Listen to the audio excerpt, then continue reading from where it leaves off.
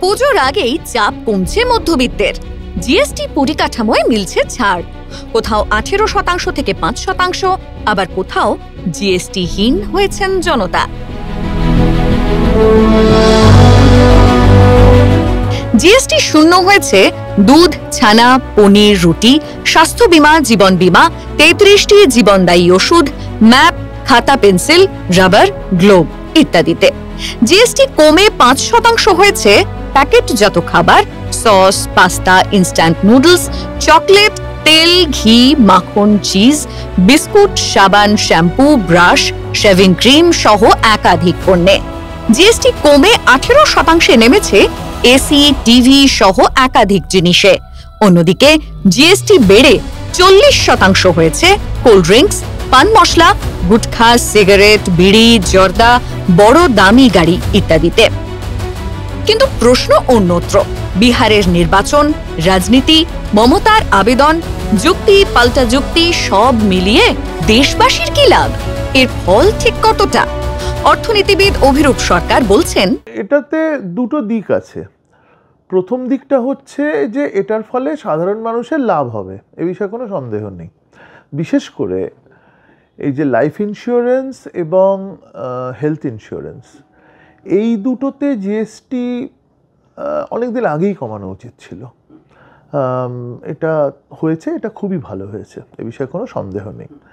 এবং অন্যান্য জিনিসের ওপরেও ধরুন মেডিকেল ইনস্ট্রুমেন্টের ওপর ট্যাক্স কমলো বা খাতা পেন্সিলের ওপর ট্যাক্স কমলো, এতে তো সাধারণ মানুষের সুবিধা হবে। জিএসটি কমতেই কি আরো বোঝা বাড়বে? কি হবে? ঘুরপথে বিপদে পড়বে না তো জনতা? এর ফলে সরকারের রেভিনিউ কমে যাবে, অর্থাৎ সরকারের যে রাজস্ব আদায় সেটা কমে যাবে। এখন জিএসটি থেকে যে রাজস্বটা আদায় হয় সেটা দুভাগে ভাগ হয়, একটা স্টেটগুলো পায় আর আরেকটা সেন্টার। ঘটনাটা এই যে স্টেটগুলো তাদের জিএসটি রেভিনিউয়ের ওপর অনেক বেশি নির্ভর করে।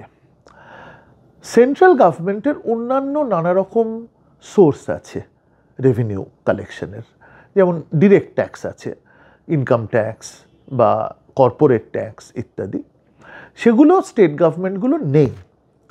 তার ফলে এই জিএসটি কমানোর জন্যে যদি রাজস্ব কমে যায়, অন্তত টেম্পোরারিলি তো রাজস্ব কমবে বলে মনে হয়, তাহলে কেন্দ্রীয় সরকারের থেকেও রাজ্য সরকারগুলো বেশি ক্ষতিগ্রস্ত হবে। এখন সেক্ষেত্রে যেটা রাজ্য সরকারগুলো করবে আমার ধারণা, সেটা হচ্ছে একটা কম্পেনসেশন চাইবে, একটা ক্ষতিপূরণ। এবারেও হয়তো রাজ্য সরকাররা সেই কম্পেনসেশন চাইতে পারে। এবার চাইলেই যে কেন্দ্রীয় সরকার দেবে এমন নাও হতে পারে, দিলে কতটা দেবে সেটাও একটা প্রশ্ন, ভবিষ্যতের প্রশ্ন। এগুলো সবই অনিশ্চিত। কেন এই সিদ্ধান্ত নিল কেন্দ্র?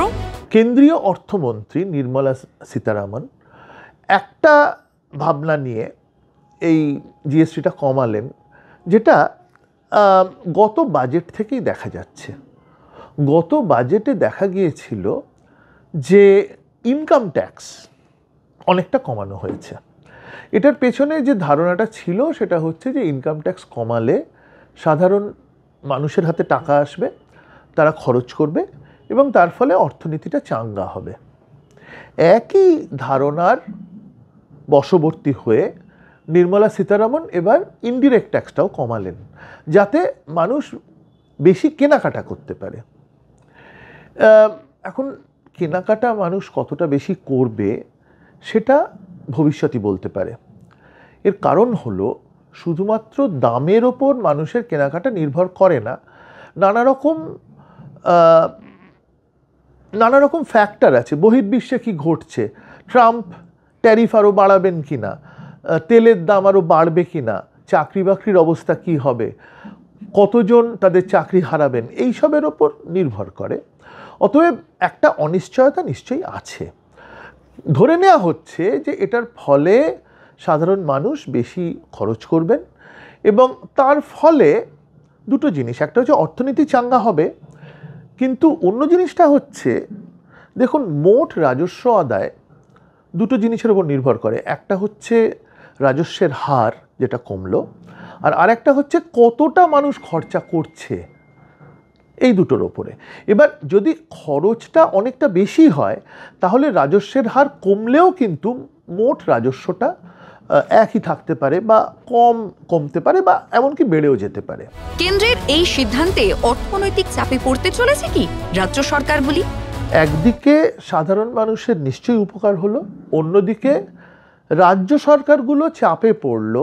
একেই তাদের আর্থিক অবস্থা ভালো নয়, তার ওপর যদি জিএসটি আর্নিং কমে যায় তাহলে রাজ্য সরকারগুলোকে একটা অসুবিধার মধ্যে নিশ্চয়ই পড়তে হবে।